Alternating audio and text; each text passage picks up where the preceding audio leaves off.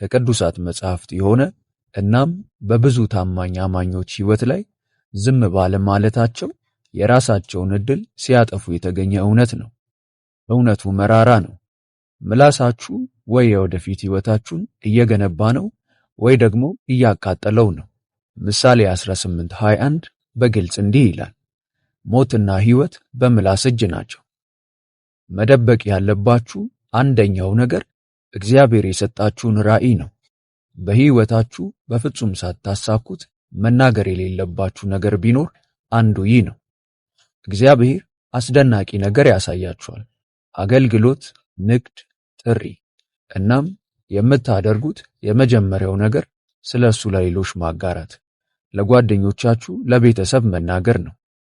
ከዚያም ሳትጀምሩት እንኳ ለምን እንደሞተባችሁ ትገረማላችሁ፣ ታዝናላችሁ።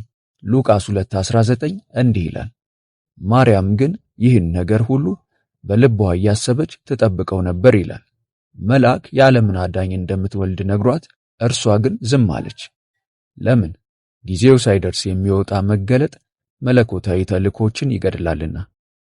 እግዚአብሔር በድብቅ እየሰራ ያለውን ነገር መናገር ስትጀምሩ ጥርጣሬንና መንፈሳዊ ተቃውሞን ወደ ሕይወታችሁ ትጋብዛላችሁ። ሕልማችሁ ታዳሚ ያስፈልገው፣ መታዘዝ ያስፈልገዋል። ዘፍጥረት 37 ዝም ማለት ካልቻላችሁ ምን እንደሚፈጠር ያሳየናል። ዮሴፍ ሕልሙን ለወንድሞቹ ነገራቸው። እነርሱም ወደ ጉድጓድ ጣሉት። ግን ከዓመታት አላስፈላጊ ስቃይ በኋላ ሕልሙ እውን ሆነ። ለጠላት የተለየ መረጃ መስጠት አቁሙ። ውጤቶቻችሁ ይናገሩ። እግዚአብሔር በዝምታ እየሰራ ነው። እናንተም እንዲሁ ማድረግ ተማሩ። ሁለተኛ፣ መደበቅ ያለባችሁ ነገር የግል ጦርነታችሁን ነው። በጭንቀት፣ በንዴት፣ በዲፕሬሽን ወይም በሱስ እየታገላችሁ ይሆናል እና በዚህ መሃል አንድ ሰው በጉዟችሁ ውስጥ ግልጽ መሆን ፈውስ እንደሆነ አንድ ሰው ይነግራችኋል። እናም ስለ ትግላችሁ ማውራት፣ ሁሉንም ነገር ማካፈል እንዲሁም ህመማችሁን የናንተ የማንነታችሁ መገለጫ ማድረግ ትጀምራላችሁ። ግን መራራው እውነት ይህ ነው። ትግላችሁን የሚያውቁ ሁሉ ለነጻነታችሁ የሚጸልይ ወይም የሚደግፋችሁ አይደለም። ማቴዎስ 7:6 በእግራቸው እንዳይረግጡት ተመልሰውም እንዳይነክሷችሁ የተቀደሰውን ለውሾች አትስጡ፣ ዕንቁዎቻችሁንም በእሪያዎች ፊት አትጣሉ ሲል ያስጠነቅቀናል። ነፃ መውጣታችሁ ቅዱስ ነው። ምስክርነታችሁ ኃይለኛ ነው። ግን ጊዜው ደግሞ ወሳኝ ነው። ስለዚህ ውጊያዎቻችሁን ቀድማችሁ መናገር የለባችሁም። ምክንያቱም ለፌዝ፣ ለፍርድ፣ ለመንፈሳዊ ጥቃት በር ትከፍታላችሁ።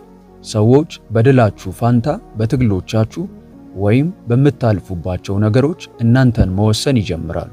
እግዚአብሔር የነገራችሁን ሊያስነሳው በሚፈልግበት ጊዜ እነርሱ በሁኔታው ላይ ሞትን ይናገራሉ። ዳዊት ጎልያድን በአደባባይ ተዋጋ። ነገር ግን በግጦሽ ስፍራ ለዓመታት በግል እግዚአብሔር አለማምዶታል። አንበሳውንም ሆነ ድቡን ያየ የለም። ነገር ግን የወደቀውን ግዙፍ ሰው ብቻ ነው ያዩት። እና አሁን የምታልፉበት ውጊያችሁ ለቀጣዩ ደረጃ እያሰለጠናችሁ ነው። ስለዚህ የግል ጦርነታችሁን ሰዎች እንዲያውቁ እድል መስጠት አቁሙ። በድብቅ ታገሉ፣ በድላችሁ ደግሞ ይመስከር። ሶስተኛ፣ ለጋስነታችሁ። ገንዘብ ለችግረኛ ሰው ሰጥታችኋል።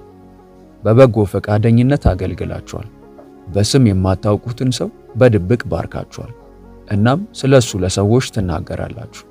ኢየሱስ በማቴዎስ 6:3-4 ላይ በግልጽ እንዲህ ያስተምረናል። አንተ ግን ምጽዋት ስታደርግ ምጽዋትህ በስውር እንዲሆን ቀኜ የምትሰራው ግራህ አትወቅ። በስውር የሚያይ አባትህም በግልጥ ይከፍልሃል። መልካም ሥራችሁን በተናገራችሁ ቅስፈት ሽልማታችሁን አስቀድማችሁ በሰዎች ጭብጨባና ውዳሴ ተቀብላችኋል። እንግዲህ አስቸጋሪው ነገር ይህ ነው። ለሥራችሁ ዕውቅና የምትፈልጉ ከሆነ ሰዎችን እያገለገላችሁ አይደለም፣ ራስ ወዳድነታችሁን እያገለገላችሁ ነው። እግዚአብሔር በድብቅ የተሰራውን ነገር ይክሳል። ነገር ግን ለታዳሚዎች ስትሰሩ የሰማይን ሽልማት ለምድር ባዶ ውዳሴ ትተዋላችሁ። ጊዜያዊ ውዳሴን ለማግኘት የዘላለም አክሊላችሁ እንዳታጡ። የምታደርጉትን በጎነት መናገርም ሆነ ማሳየት አቁሙ። ስለዚህ መልካም አድርጉ፣ ነገር ግን አትናገሩ። እግዚአብሔር ስለ እናንተ ይናገር። 4ኛ ቤተሰቦቻችሁን ለውጭ ሰዎች አታጋልጡ። ከትዳር አጋራችሁ፣ ከልጆቻችሁ፣ ከወላጆቻችሁ ጋር አለመግባባትም ሆነ ግጭት፣ የተመሰቃቀለ ነገር ቢኖር ብታዝኑም እንኳ ስለ እነርሱ ለሌላ ሰው መናገር ትልቅ ጉዳትን ያመጣል። ምሳሌ 11:13 እንዲህ ይላል፣ ለሐሜት የሚሄድ ሚስጥሩን ይገልጣል፣ በመንፈስ የታመነ ግን ነገሩን ይሰውራል። የቤተሰባችሁን ገመና በአደባባይ መናገር ስትጀምሩ በጊዜው ልክ የሆናችሁ ይመስላችኋል፣ ግን ከባድ ጥፋት ወደ ቤታችሁ እያመጣችሁ ነው። የሌሎችን አስተያየት ወደ ቤታችሁ ስትጋብዙ በቤታችሁ ላይ መንፈሳዊ ምሽጎችን ትፈጥራላችሁ። የትዳር አማካሪዎች፣ መጋቢዎች፣ ታማኝ መካሪዎች አሉ፣ ግን በየሚዲያው የቤታችሁን ሚስጥር ማወቅ ለሌለባቸው ሰዎች ታካፍላላችሁ። እነሱ የጸሎት ቡድናችሁ ወይም የቤተሰባችሁ አካል አይደሉም። ስለዚህ ቤታችሁን እንደ ቅዱስ ስፍራ መጠበቅ አለባችሁ፣ ምክንያቱም ቅዱስ ስፍራ ነውና። ኢየሱስ በተከሰሰ ጊዜ በአደባባይ ራሱን አልተከላከለም። ጦርነቶች ለሕዝብ ፍጆታ መሆን የለባቸውም። የቤተሰባችሁ ችግሮች መድረክ ሳይሆን ጸሎትና ጥበቃ ነው የሚያስፈልጋቸው። 5ኛ እግዚአብሔር ገና ያላጸደቀውን ነገር በፍጹም አትናገሩ። አንድ ሐሳብ፣ አንድ ግብ፣ አንድ አቅጣጫ አላችሁ። ያም ትክክል እንደሆነ ይሰማችኋል። ስለዚህ ለሰዎች መንገድ ትጀምራላችሁ። ነገር ግን ያዕቆብ 4:13-15 ይህን ነገር በመናገር ያስጠነቅቀናል። ዛሬ ወይም ነገ ወደዚህ ከተማ እንሄዳለን፣ በዚያም ዓመት እንኖራለን፣ እነግድማለን፣ እናተርፍማለን የምትሉ እናንተ ተመልከቱ፣ ነገ የሚሆነውን አታውቁምና። ሕይወታችሁ ምንድን ነው? ጥቂት ጊዜ ታይቶ ኋላ እንደሚጠፋ እንፋሎት ናችሁና፣ በዚህ ፋንታ ጌታ ቢፈቅድ ብንኖርም ይህን ወይም ያንን እናደርጋለን ማለት ይገባችኋል።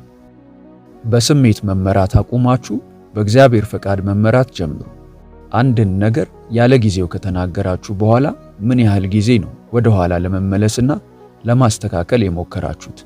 ለሰዎች እግዚአብሔር እንደከፈተላችሁ የነገራችኋቸውን በር ስለዘጋባችሁ ስንት ጊዜ አፍራችኋል? በመጨረሻም ተለዋዋጭ እምነት የለሽ እንደሆናችሁ፣ የእግዚአብሔርን ድምፅ የማይሰማ ሰው እንደሆናችሁ ይሰማችኋል። ነገር ግን ዋናው ችግር ይህ ነው። የእግዚአብሔርን ጊዜ ከመጠበቅ ይልቅ ለሰዎች ነገራችሁን በመንገር በምታገኙት ደስታ ሱስ ይዟችኋል።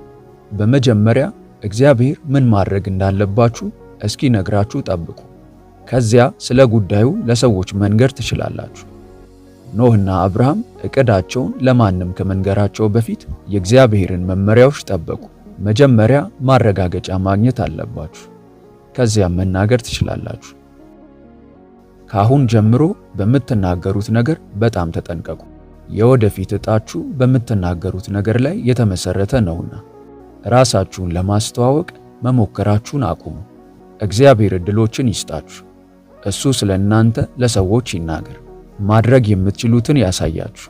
የእናንተ ተግባር የሚከተሉትን ማድረግ ነው። በሥራችሁ ታማኝ መሆን፣ ዕቅዶቻችሁን በድብቅ ማድረግ፣ ትኩረታችሁን ወደ ግባችሁ ማድረግ። ይህን ካደረጋችሁ በመጨረሻ ጊዜው ሲደርስ በግላችሁ እግዚአብሔር እንድትገነቡ የረዳችሁን ታላቅ ነገር ሁሉም ያያል።